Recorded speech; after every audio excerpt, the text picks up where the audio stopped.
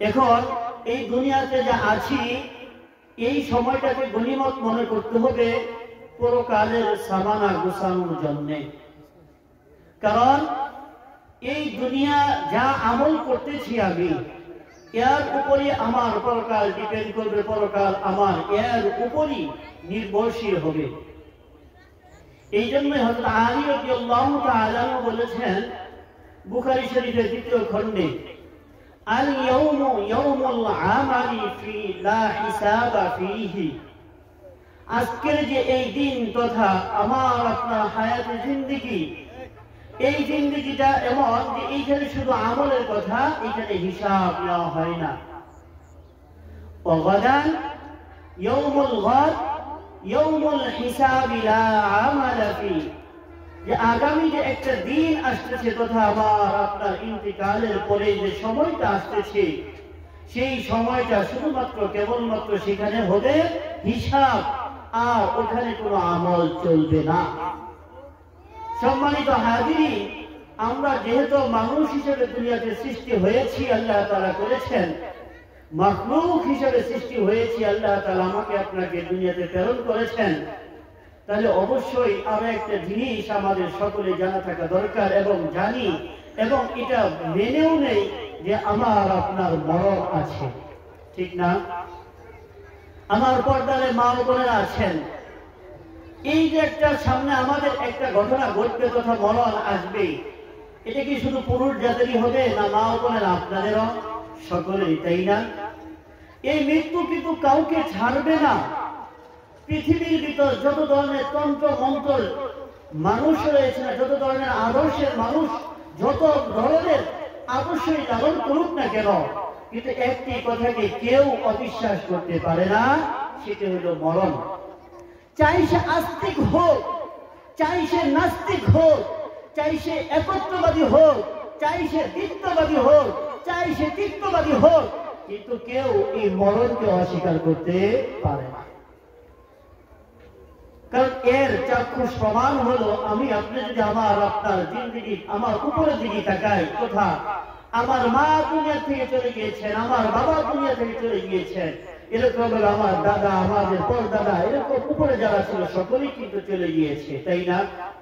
মা বলে না, আপনাদের দিকে তাকান, আপনার মায়েরা হয়তো ইন্তেকাল করেছে, অথবা নানিরা ইন্তেকাল করেছে, দাদিরা ইন্তেকাল করেছে, উপরে কিন্তু আর কেউই দুনিয়াতে বেঁচে নেই। তাহলে একটা জিনিস আমরা স্পষ্ট হলো যে আমার আপনার মরণ হবেই। এই মর্মেই আল্লাহ তাআলা কালামে হাকিমের ভিতর বলতেছেন, কুল্লু নাফসিন যায়িকাতুল মাউত সুম্মা ইলাইনা তুরজাউন। আল্লাহ তাআলা বলতেছেন প্রত্যেকটা মাখলুকের মৃত্যুর আস্বাদন করতেই হবে, মৃত্যুর পেয়ালা তাকে প্রাণ করতেই হবে, তাকে পান করতেই হবে। সকলের মরণ আসবে এবং আল্লাহর দিকে আমাদের সকলের পর্দাবর্তিত হতেই হবে।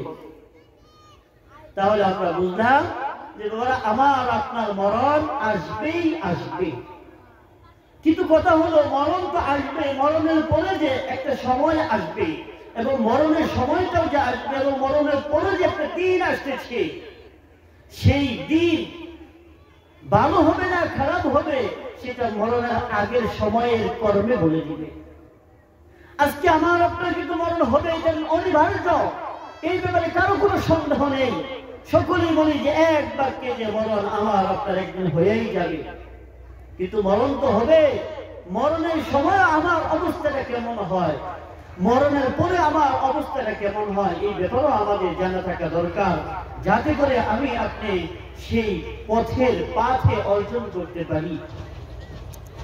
এই জন্য আল্লাহ রাসূল সাল্লাল্লাহু আলাইহি ওয়াসাল্লাম বলেছেন, কাফা বিল মাউতি ওয়াইদান, যে একজন মানুষের জন্য মরণের নসিহতই তার জীবনের জন্য যথেষ্ট নসিহত।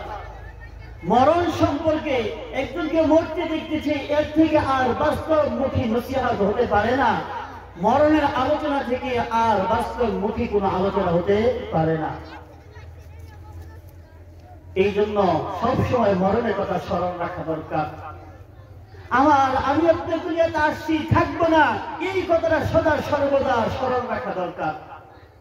আমি আপনি যদি এই মরণের কথা বারবার বারবার স্মরণ রাখতে পারি, তাহলে কাল কিয়ামতের দিন আল্লাহ তাআলা আবার আপনার হাসর নাসর করাবেন শহীদদের সাথে। মা আয়েশা থেকে বর্ণিত, আল্লাহ রাসূল সাল্লাল্লাহু আলাইহি ওয়াসাল্লামকে জিজ্ঞেস করলেন আয়েশা রাদিয়াল্লাহু তাআলা আনহা, سألت عائشة رضي الله تعالى عنها رسول الله صلى الله عليه وسلم। মা আয়েশা আল্লাহ রাসূলকে জিজ্ঞেস করলেন, ইয়া রাসূলুল্লাহ, ইয়া হাবিবাল্লাহ, هل يكون مع الشهداء يوم القيامة أحد غيرهم؟ ইয়া রাসূলুল্লাহ, ইয়া হাবিবাল্লাহ, কাল কিয়ামতের দিন তো শহীদদের অনেক কর্তব্য হবে, অনেক সম্মান তাদের হবে, যারা আল্লাহর রাস্তায় জিহাদ করেছে, আল্লাহর রাস্তায় যার প্রাণকে উৎসর্গ করেছে, তাদের মর্তবা তো অনেক হবে। আল্লাহ তাআলা তো তাদের সমস্ত গুনাহ মাফ করে দিবেন। হাদিসের ভিতরে এসেছে, করব ব্যতীত আল্লাহ তাআলা শহীদদের সমস্ত গুনাহ মাফ করে দেন। আল্লাহ তাআলা তাদের জন্য আলাদা মর্তবা দিবেন, আলাদা সম্মান দিবেন, তাদের জন্য আল্লাহ তাআলা আলাদা স্টেজ সাজাবেন, আল্লাহ তাআলা তাদেরকে অধিক মর্তবা দিবে। ইয়া রাসূলুল্লাহ, ইয়া হাবিবাল্লাহ, কাল কিয়ামতের দিন শহীদ হয় নাই দুনিয়াতে এমন কোন ব্যক্তি আছে যে কাল কিয়ামতের দিন শহীদদের সাথে তার হাসর নাসর হবে, তাদের সাথে কাতারে সারিবদ্ধ হবে, তাদের স্টেজে থাকবে, তাদের সাথে বসতে পারবে, এমন কোন মর্তবালা লোক আছে কিনা? এর জবাবে আল্লাহ রাসূল সাল্লাল্লাহু আলাইহি সাল্লাম বললেন, নাম, হে আয়েশা, হ্যাঁ অবশ্যই আছে। তারা কারা? আল্লাহর রাসূল বললেন, মান যাকারাল মাউতা 20 মাররা, যেই ব্যক্তি দিনে দৈনিক কমপক্ষে 20 বার মরণের কথা স্মরণ করবে। কোন কোন বর্ণনায় পাওয়া যায় দৈনিক কমপক্ষে 25 বার মরণের কথা স্মরণ করবে।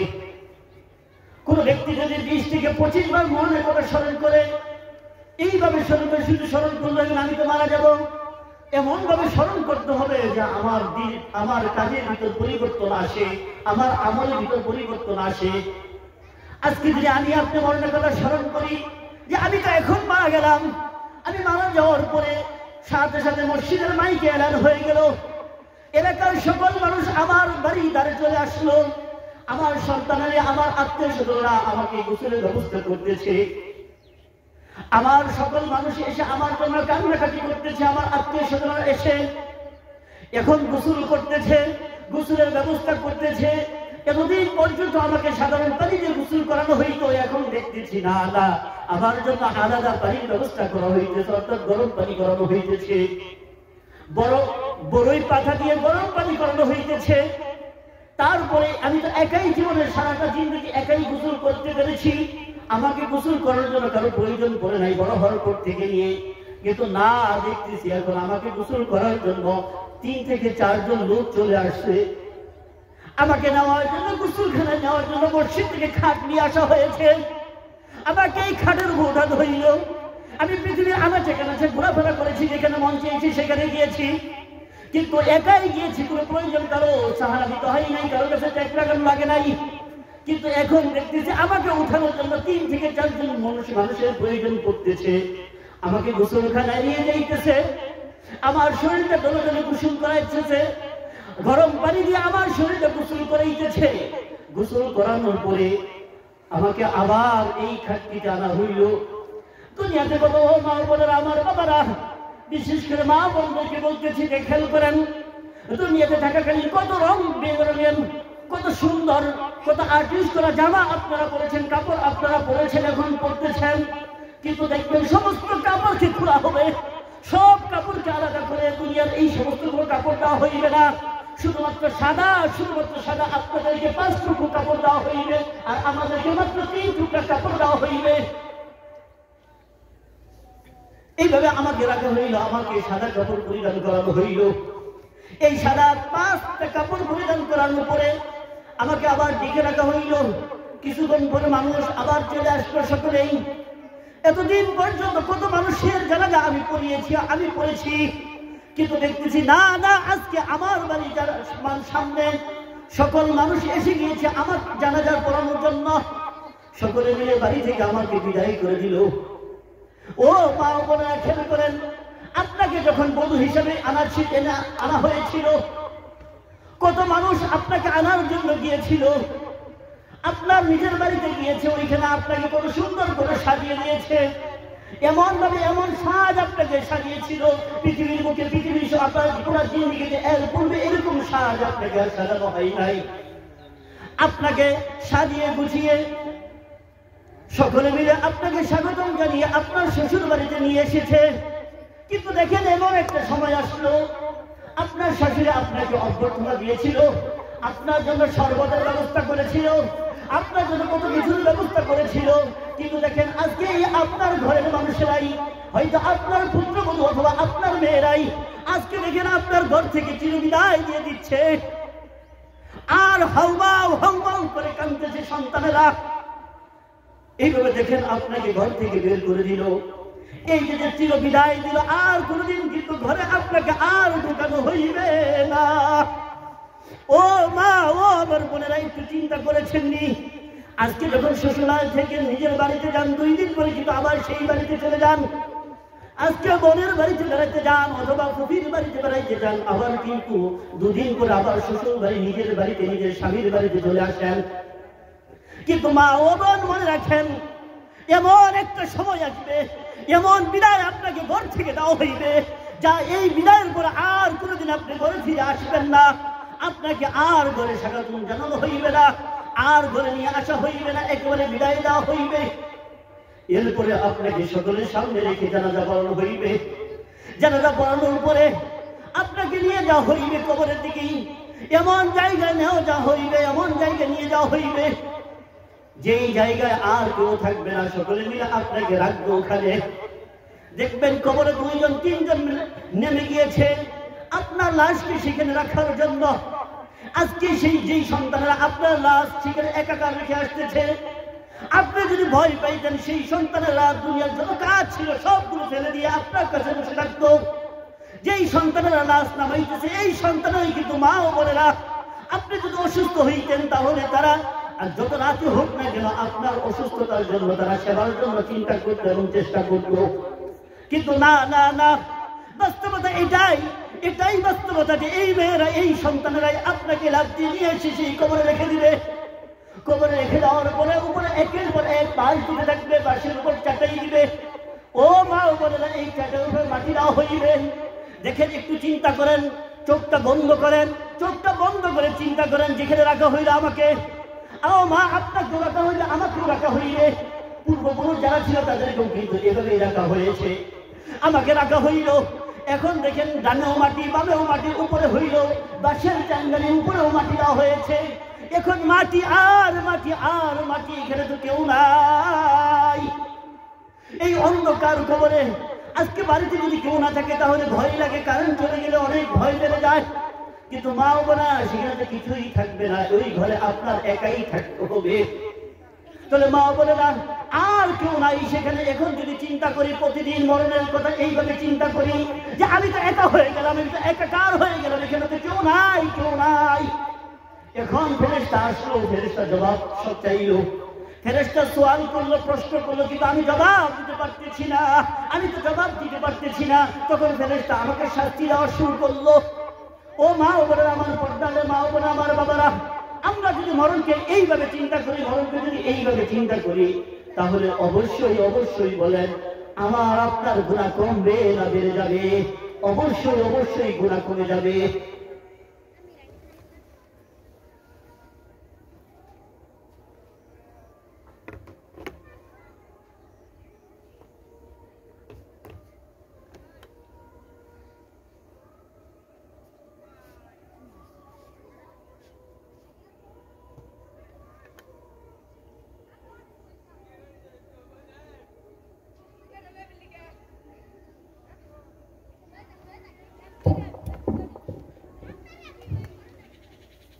এইভাবে যদি আমি মরণকে স্মরণ করি, তাহলে অবশ্যই অবশ্যই আমি আপনার সুদের খাতায় নাম লেখাইতে পারি না। এইভাবে যদি স্মরণ করি, দিনের 20 থেকে 25 বার আমি এখনই মারা যাইতে পারি। আমি মারা গেলে এখনই যে একাকার হয়ে যাব, তাহলে আমি ঘুষ খাইতে পারি না। তাহলে ও মা বোনেরা, আপনারা বেপরদায় চলতে পারেন না। বেপর্দা হইয়া বেহায়াপনা হইয়া আপনি মার্কেটে যাইতে পারেন না, কারণ এই চিন্তা তো আপনার অন্তরে যদি থাকে, এই যে মার্কেটে যাইতেছি এখান থেকে হয়তো আমি আসতেও নাও পারি, ওখানে আমি লাশ হয়ে যাইতে পারি, আমার মরণ চলে আসতে পারে, তাহলে কিন্তু আপনি কখনোই বেপর্দা হয়ে চলতে পারেন না, বেহায়াপনা আপনার দ্বারা সম্ভব হবে না।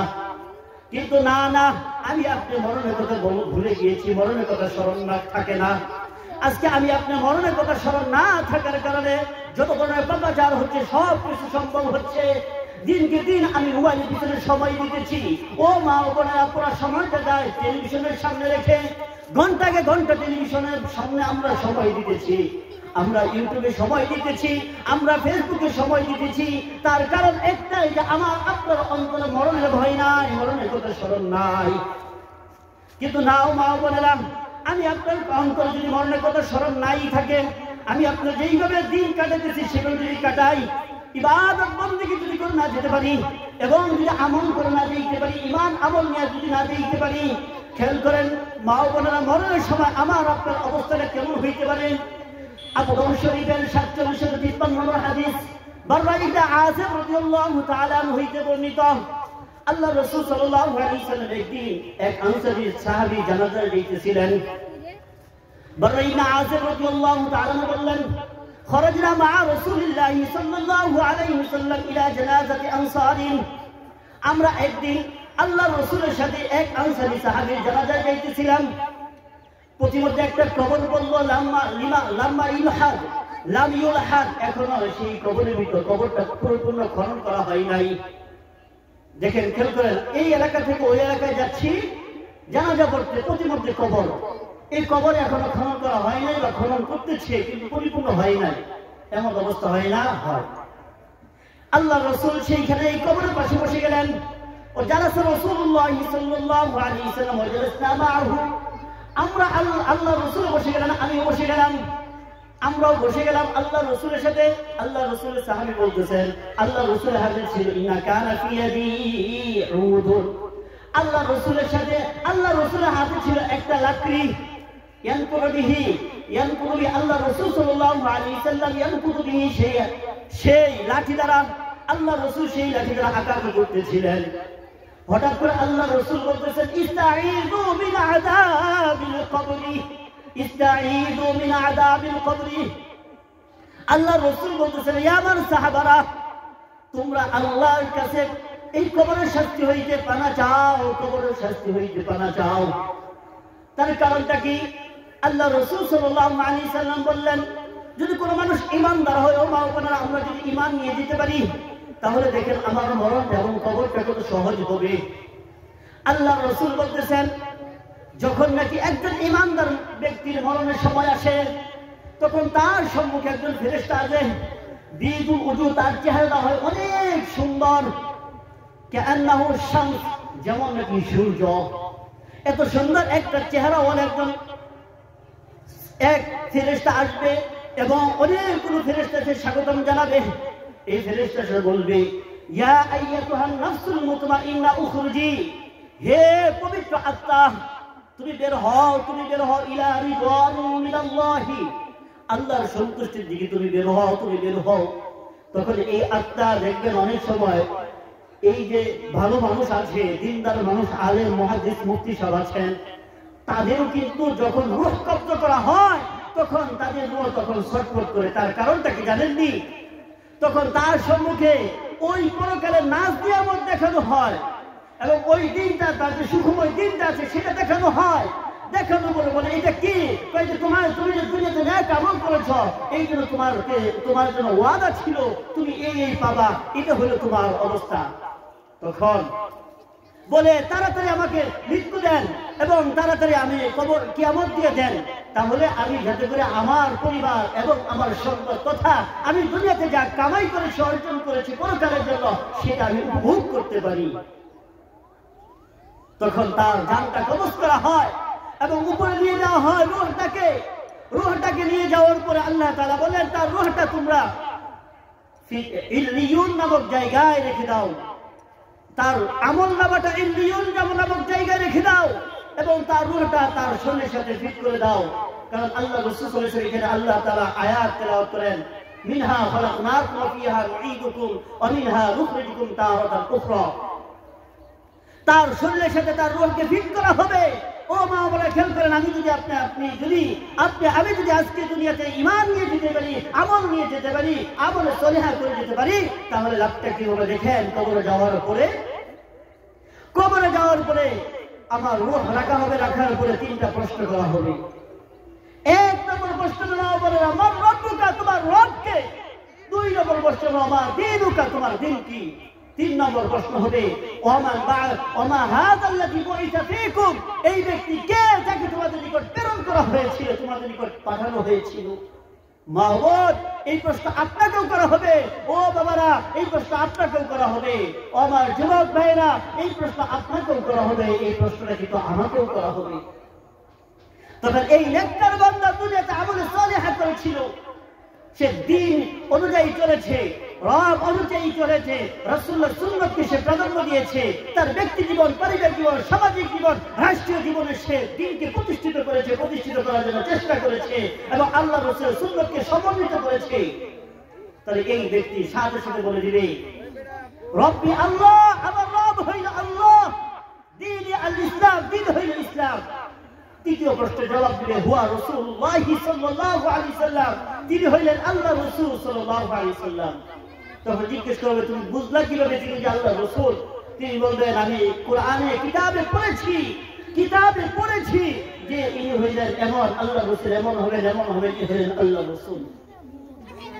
এখান থেকে একটা কথা মনে রাখতে হবে যে কিতাবে পড়েছি, তার মানে আপনাদেরকে পড়তে হবে। মনে রাখবেন, আপনারা মা বোনেরা এখন তো মহিলা মাদ্রাসায় রয়েছে, লেখাপড়া করবেন। আপনার সন্তান যদি লেখাপড়া নাও করতে পারেন, তাহলে এরকম মাদ্রাসায় যে মাদ্রাসায় রহিমিয়া রয়েছে, এরকম যে মাদ্রাসাগুলো রয়েছে, অন্ততপক্ষে আপনারা পড়তে পারেন নাই, কিন্তু আপনার সন্তানগুলোকে এই মাদারিস ইসলামীগুলোতে দিবেন, যাতে করে আল্লাহ রাসূলের সুন্নাত সে বুঝে মানে, সেই দিন বলতে পারে তিনি হলেন আল্লাহ রাসূল, আমি কিতাবে কোরআনে পড়ে বলতেছি। এখন খেয়াল করেন, কত আশা, কত শান্তির একটা কথা আসবে। এই কথা শোনার সাথে সাথে, এই প্রশ্নের জবাব দেওয়ার সাথে সাথে উপর থেকে আওয়াজ আসবে আনসারে গাবদি, আবার এই বান্দা সত্য বলেছে। আফরিশুলাহু মিনাল জান্নাহ, তার বিছানা জান্নাতের বিছানা বিছায়া দাও, কবরের ভিতর জান্নাতের বিছানা হয়ে যাবে। ওয়া আলবিসুলাহু মিনাল জান্নাহ, তার পোশাকগুলো জান্নাতের পোশাক পরিধান করায় দাও। আফতাহু লাহু বাবান ইলাল জান্নাহ, জান্নাতের দিকে একটা দরজা তুমি খুলে দাও, তাকে দরজা খুলে দাও। তার বিছানাটা হবে জান্নাতের, তার পোশাকটা হবে জান্নাতের, দরজা খুলে দেওয়া হবে জান্নাতের দিকে, তার কবরটা প্রশস্ত হবে দৃষ্টির শেষ সীমা পর্যন্ত। ও মা বোন, খেয়াল করেন, পক্ষান্তরে আমি আপনাদের ঈমান না নিয়ে যাইতে পারি, আমল না নিয়ে যাইতে পারি, পুরো দিনটা যদি আমি বেহাইপনা কাটাই, পুরো দিনটা যদি টিভির মধ্যে সময় দেয়, পুরো দিনটা যদি ইউটিউবে সময় দেয়, পুরো দিনটা যদি ফেসবুকে সময় দেয়, পুরো দিনটা যদি বেহাইপনায় কাটাই, নামাজ পড়ি না, রোজা রাখি না, যেমনে মন চাই সেমনে চলি, এইভাবে যদি চলি আর আল্লাহ না করে ঈমান না নিয়ে যদি মারা যায়, তাহলে মরণের সময় অবস্থাটা কেমন হবে? আল্লাহ রাসূল এই হাদিসের ভিতর বলতেছেন, এমন চেহারা, বিমর্ষ চেহারা ফেরেশতা আসবে সম্মুখে। হযরত ইব্রাহিম আলাইহিস সালাম একদিন বললেন, হে আজরাইল, তুমি যে গুনাহগারদের জান কবজ করবা, একটা সূরত নিয়ে সেই সূরতটা দেখাও। তখন বলতেছেন, হে আল্লাহ রাসূলের হাবিব, আল্লাহ রাসূলের প্রিয় নবী, আল্লাহ তাআলার প্রিয় নবী, আয় আল্লাহর রাসূল, আপনি এটা সহ্য করতে পারবেন না। তখন বলতেছেন, না তুমি দেখাও কেমন হবে। তখন একদিন দাঁড়াইলেন, দাঁড়ানোর সাথে সাথে আল্লাহর রাসূল অর্থাৎ ইব্রাহিম আলাইহিস সালাম সাথে সাথে তিনি বেহুশ হয়ে পড়ে গেলেন। এত বিমর্ষ একটা চেহারা হবে, তার নখগুলো থাকবে একেবারে অনেক বড় বড়, একেবারে তাকাইলে দেখা যাবে আসমান পর্যন্ত তার শরীর থাকবে। এখন আসবে এই ফেরেশতা আসবে, আসার পর ওই পাপাচার ব্যক্তির কাছে আসবে, আয়েশা বলবে, ইয়া আইয়াতুন নাফসুল খাবিসা, হে খবিস আত্মা, তুমি বের হও, তুমি বের হও, উখরুজি, তুমি বের হও। সে বের হতে চাবে না। এই অবস্থা দেখে সে হতাশা হয়ে যাবে, তার চোখ উল্টে যাবে, সে দেখবেন এদিক সেদিক বেড়াতে থাকবে, পা বাড়াবে, সে তার শরীর নাড়াচাড়া করবে, এমন অবস্থায় থাকবে। তখন তাকে পায়ের দিক থেকে হেঁচানো হবে, পা থেকে বের করবে রূহটাকে, সে বের হতে চাবে না, দৌড়াদৌড়ি করবে, পুরো শরীরের ভিতর রূহ দৌড়াদৌড়ি করবে। পরবর্তীতে তাকে পায়ে থেকে টেনে টেনে নিয়ে এসে উপর দিক থেকে তার রূহকে কব্জ করা হবে, তার রূহকে বের করা হবে। আর এই রূহটা এত দুর্গন্ধময় হবে, উপরে যে নিয়ে যাওয়া হবে তখন ফেরেশতারা বলবে যে এটা কার আত্মা, এটা কার আত্মা, এত দুর্গন্ধ। এরকম দুর্গন্ধ পৃথিবীর ভিতর কোনো বস্তু নাই। পৃথিবীর ভিতর সবচেয়ে দুর্গন্ধময় বস্তু হলো, অন্যতম একটা দুর্গন্ধময় বস্তু হলো মানুষ পচা। অন্যান্য প্রাণীর পচলেও দুর্গন্ধ হয়, কিন্তু মানুষ পচলে বেশি দুর্গন্ধ হয়। আর এই মানুষ পচলে যে দুর্গন্ধ হয় তার থেকেও বেশি দুর্গন্ধ হবে একজন খবিস আত্মা, একজন পাপাচার ব্যক্তির আত্মা। নিয়ে যাওয়া হবে, তখন আল্লাহ তাআলা বলবেন এর রূহটাকে, এর আমলনামা সিজ্জিল অর্থাৎ সাততল জমিনের নিচে একটা জায়গা দপ্তর রয়েছে আল্লাহ তাআলার, সেই দপ্তরে তার আমলনামা রেখে দাও এবং তার রূহটা তার শরীরের সাথে ফিট করে দাও। যখন নাকি তার রূহটা তার শরীরের সাথে ফিট করা হবে, ও মা ও বোনেরা খেয়াল করেন, যখন কবরের ভিতর আমার আপনার রূহটা কবরের ভিতর আমার আপনার শরীরের সাথে ফিট করা হবে, যদি আমি আপনি আল্লাহ না করবেন ইয়াজুবিল্লাহ, যদি আমল না নিয়ে বেঁচতে পারি, বেঈমান হয়ে মারা যাই, তাহলে ওখানে যাওয়ার উপর কিন্তু মা বোনেরা একই প্রশ্ন করবে। দুইজন ফেরেশতা এসে আমাকে আপনাকে বসিয়ে এই তিনটা প্রশ্ন করবে, মা রাব্বুকা ওয়া মা দীনুকা ওয়া মান হাদাল্লাযী বুইসা ফীকুম, তোমার রবকে, তোমার দিন কি, তুমি এই ব্যক্তিকে যাকে তোমাদের নিকট প্রেরণ করা হয়েছিল। কিন্তু এই বেঈমান ব্যক্তি, এই পাপাচার ব্যক্তি, এই গুনাহগার ব্যক্তি সেই দিন কোনো জবাব দিতে পারবে না, শুধু বলবে হ্যাঁ হ্যাঁ লা আদরি, হ্যাঁ হ্যাঁ লা আদরি, হ্যাঁ হ্যাঁ লা আদরি, হায় আফসোস আমি তো কিছুই জানি না, হায় আফসোস আমি তো কিছুই জানি না, হায় আফসোস আমি তো কিছুই জানি না। খেয়াল করেন, শুধু এখানে এতটুকু বলবো, এর আগেও যে অপশন ছিল মরণ, মরণ যখন রূহটা বের করা হবে সে তো বের হইতে চাবে না, এখান থেকে কথা বলেন, খেয়াল করেন, তখন এমন কষ্ট হবে। হাদিসের ভিতরে এসেছে রূহটা যখন বের করবে, এই শরীরের পশমের গোড়ায় গোড়ায় যদি কোনো মানুষকে ভয়ঙ্কর আঘাত দিয়ে, কাঁটা দিয়ে যদি ভয়ঙ্কর আঘাত করা হয়, খেয়াল করেন, আমার আপনার শরীরের পশমের গোড়ায় গোড়ায় যদি কাঁটা দিয়ে গভীরভাবে আঘাত করা হয়, তাহলে যেই পরিমাণ কষ্ট হবে তার থেকে বেশি কষ্ট হবে একজন বেঈমানের রূহ বের করাটা। যখন রূহ বের করবে ওই ব্যক্তির এর থেকে বেশি কষ্ট হইবে। কিতাবের ভিতরে এসেছে কোনো একটা ছাগলকে যদি না সুলাই ওইটাকে যদি ওর চামড়াটা খসে, তাহলে ছাগলটা কি পরিমাণ কষ্ট পাইবে, তার থেকে বেশি কষ্ট পাইবে একজন বেঈমানের রূহ বের করাটা। এই অবস্থাই হবে এবং কবরে নেওয়া হবে। কবর নেওয়ার জন্য তিনটা প্রশ্ন করা হবে, কিন্তু তিনটা প্রশ্নের জবাব শুরু থাকবে হ্যাঁ হ্যাঁ লা আদরি, আমি তো কিছুই জানি না, আমি তো কিছুই জানি না। এই কথা শোনার পর উপর থেকে আওয়াজ আসবে আনকাযাবা আবদি, আমার এই বান্দা মিথ্যা বলেছে, আমার এই বান্দা মিথ্যা বলেছে। আফরিশু লাহু মিনান নার, তার বিছানাটা জাহান্নামের বিছানা বিছায়া দাও। ওয়া আলবিসু লাহু মিনান নার, তার পোশাকগুলো জাহান্নামের পোশাক পরিধান করায়া দাও। ওয়াফতাহু লাহু বাবান ইলান নার, জাহান্নামের দিকে একটা দরজা খুলে দাও। ও মা বোনেরা খেয়াল করেন, এই যে শীত চলে যাচ্ছে, এই মুহূর্তে যদি আমরা মোটা কাপড় গায়ে দিই তাই কিন্তু থাকতে পারি না, কিন্তু কবরে রাখার পরে সেইখানে যদি আমাকে আপনাকে শুধু মোটা কাপড় নয় বরং জাহান্নামের অগ্নির পোশাক যদি পরিধান করে দেওয়া হয়, নিচেও যদি অগ্নি থাকে, আগুন থাকে, আগুনের পোশাক থাকে, আগুনের বিছানা থাকে, আর যদি জাহান্নাম থেকে ওই দিক থেকে জাহান্নামের ধোঁয়া আসতে থাকে, জাহান্নামের অগ্নিশিখা আসতে থাকে, তাহলে আমার আপনার অবস্থাটা কেমন হইবে, কেমন হইবে একটু চিন্তা করেন। এখন কিন্তু ওই যে প্রশ্ন করা হবে, প্রশ্ন যদি জবাব দিয়ে ফেলতে পারি তাহলে তো ভালো, আর যদি না দিতে পারি তাহলে এই সমস্ত শাস্তি শুরু হয়ে যাবে। এবং তার এক পাশের মাটি পৃথিবীর এক প্রান্তে চলে যাবে, আবার পাশের মাটি আরেক প্রান্তে চলে যাবে, দুদিক থেকে এসে এমন ভাবে তাকে চাপ দেওয়া হবে যে একটি হাড্ডি, পাঁজরের হাড্ডিগুলো আরেকটা হাড্ডির ভিতর দিয়ে ঢুকে যাবে, এমন ভাবে তাকে কষ্ট দেওয়া হবে। ও মা বোনেরা একটু চিন্তা করেন, আমি আপনি কিন্তু সেখানেও যাবো, আপনিও যাইবেন। এখন এই প্রশ্নের জবাব কিন্তু দুনিয়াতে আমার আপনার তৈরি হয়ে নেওয়া দরকার। আমি যতই মুখস্থ করি কিন্তু সেদিন মুখস্থ কাজে আসবে না, আমার একমাত্র কাজে আসবে আমার আমল, আমার নামাজ, আমার পর্দা। কি আমি যদি পর্দায় থাকি, মা বলে না, আপনারা যদি পর্দায় থাকেন সেই দিন কাজে আসবে। আপনি যদি নামাজ আদায় করেন তাহলে সেই দিন কাজে আসবে। আপনি যদি সুন্নাত অনুযায়ী করেন সেই দিন আপনার কাজে আসবে, সেই দিন আপনি জবাব দিতে পারবেন।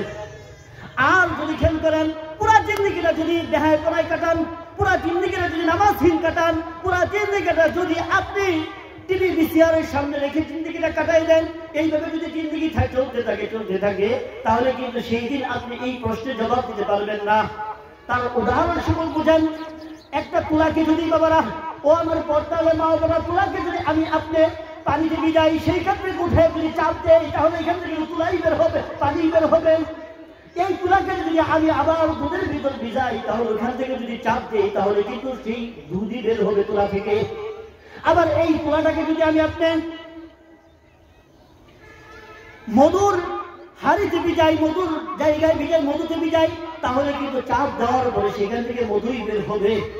তেমনি ভাবে আমার পুরো জিন্দেগিটা যদি আল্লাহ রসুলের আদর্শ অনুযায়ী চালাই, দিন অনুযায়ী চলাই এবং আল্লাহ তাআলাকে রব মেনে চলি, তাহলে সেই দিন কিন্তু আমাকে আপনার সামনে যখন ফেরেশতা আসবে, তখন সেই দিন কিন্তু আমি আপনার জবাব দিতে পারবো। আর যদি বেহায়াপনা চলে, এইভাবে মন চাই চালাই, তাহলে সেই দিন কিন্তু আমাকে যখন চাপ দেওয়া হবে, তখন কিন্তু আমার থেকে ভালো আশা করা যায় না। যেমন ভাবে কেউ যদি প্রসাদের ভিতর তুলা দিয়ে যায়, যদি চিন্তা করে উঠায়া যে আমার এইখান থেকে দুধ বের হবে, এটা যেমন বোকামি। ও মা ও বোনেরা, দুনিয়াতে যদি আপনি আমল না করে যান, সেইখানে আপনি প্রশ্নের জবাব দিয়ে ফেলবেন, এটাও এই চিন্তা করাটাও বড় বোকামি। মা ও বোনেরা, সেখানে রাখা হলো, ওইখানে যে রাখলো আমাকে আপনাকে, সেই অবস্থাটা কেমন হবে একটু বুঝেন। ওখানে যে রাখা হবে সেই জায়গাটার নাম হইল কবর। এই কবর সম্পর্কে আল্লাহ রাসূল সাল্লাল্লাহু আলাইহি ওয়াসাল্লাম বলেছেন, ইবনে মাজাহ শরীফের হাদিস, মা রাআইতু মানজারান কাত্তু ইল্লা ওয়াল কবরু আফদাউ মিনহু। আল্লাহ রাসূল বলতেছেন, আল্লাহ তাআলা আমাকে অনেক ধরনের বিভীষিকাময় জায়গা দেখিয়েছেন, জাহান্নামের অবস্থা দেখিয়েছেন, অনেক কিছু দেখিয়েছেন, কিন্তু কবর থেকে ভয়ানক জায়গা আমি আর দেখি নাই।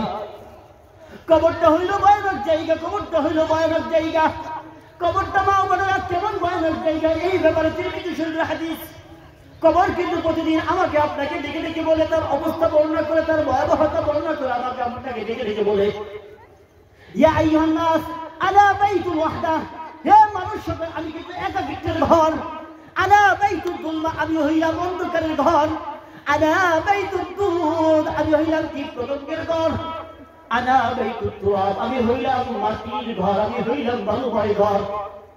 তুমি যে আমার কাছে আসবা, এখানে কিন্তু বালু, তুমি তো টাইসে থাকতে, টাইস ছাড়া তোমার ঘর ভালো লাগতো না, পাকা ছাড়া তোমার ঘর ভালো লাগতো না। কিন্তু না না না, ও আল্লাহর বান্দা, আল্লাহর বান্দারা স্মরণ করো, কবর আমাকে আপনাকে ডেকে ডেকে বলতেছে, হে আব্দুর রহমান, হে আব্দুর রহিম, হে হালিমা, হে সাদিয়া, কবর আমাকে আপনাকে ডেকে ডেকে বলতেছে, তুমি যে আমার কাছে আসবা, এই জায়গাটা হইল বালুময় জায়গা, এই জায়গাটা হলো অন্ধকার জায়গা, এই জায়গাটা হলো কাটাময় জায়গা, এই জায়গাটা হলো একেবারে অন্ধকার, একেবারে সাপ বিচ্ছুর জায়গা। হাদিসের ভিতরে এসে কোনো ব্যক্তি যদি নামাজ না পড়ে, তাহলে কবরে যাওয়ার পরেই কবরের ভিতরটা 99 সাপ নিযুক্ত করা হবে। এক একটা সাপ থাকবে দৃষ্টির শেষ সীমা পর্যন্ত লম্বা। এত বড় বড় সাপ তাকে ধ্বংস করতে থাকবে, তাকে কামড়াইতে থাকবে, তাকে কামড়াইতে থাকবে। এই জন্য কবর বলতেছে, প্রতিদিন আমাকে আপনাকে প্রতিদিন 5 বার ডেকে ডেকে বলে, হে মানুষ সকল, তুমি যে আমার কাছে আসবা, একটু সাবধানে আসিও, একটু সাবধানে আসিও। ও মা বোন, আমার বাবারা খেয়াল করেন, এই কবরে ডাক্তার একটু চিন্তা করেন যে আল্লাহ তাআলা যে আমাকে আপনাকে, আল্লাহ তাআলা যে আমাকে আপনাকে কিন্তু সেই কবর নিয়ে যাবে, তাই আমি আপনাকে কাজ করবো, আমিও সেইখানে চলে যাবো, আমিও তো সেইখানে যাবো। সেইখানে যাওয়ার পরে ওই জায়গাটা কিন্তু আমাকে আপনাকেও ডাকতেছে এইভাবে। শুধু এতটুকু না, খেয়াল করেন, হযরত উসমান গনি রাদিয়াল্লাহু তাআলা আনহু যখনই কবর দেখতেন, কবর দেখার সাথে সাথে চোখ দিয়ে অশ্রু ঝরতে একেবারে দাড়ি মোবারক ভিজে টপকে টপকে পানি পড়তো। সাহাবায়ে কেরাম অন্যান্য সাথীরা জিজ্ঞেস করলেন, হে আমিরুল মুমিনিন, আপনি যখন জাহান্নামের আলোচনা করেন তখন তো এই পরিমাণ কান্না করেন না, কিন্তু কবরের যখন আলোচনা করেন, কবরের কথা আসে, তখন কবরকে দেখেন, তখন এই পরিমাণ কান্না কেন করেন? তার জবাব বলেন তিরমিজি শরীফের হাদিস, লিআন্নী সামি'তু রাসূলুল্লাহি সাল্লাল্লাহু আলাইহি ওয়াসাল্লাম, কারণ আমি আল্লাহ রাসূলকে শুনেছি, আল্লাহ রাসূল বলেছেন, ইন্নাল কবর আউয়াল মানজিল মিন মানাজিল আখিরাহ, কবর হইল পরকালে যত ঘাটি রয়েছে তার মধ্যে থেকে সর্বপ্রথম ঘাটি। এইখানে যার সাথে ভালো মুআমালা করা হইবে, পরবর্তী ঘাটিটা তার জন্য আরো সহজ হয়ে যাইবে। আর কবরের ভিতর যার সাথে খারাপ আচরণ করা হইবে সামা বাদাহু আশাদ্দু মিনহু, পরবর্তী যত জায়গা রয়েছে সবগুলো তার জন্য আরো কঠিন হয়ে যাইবে।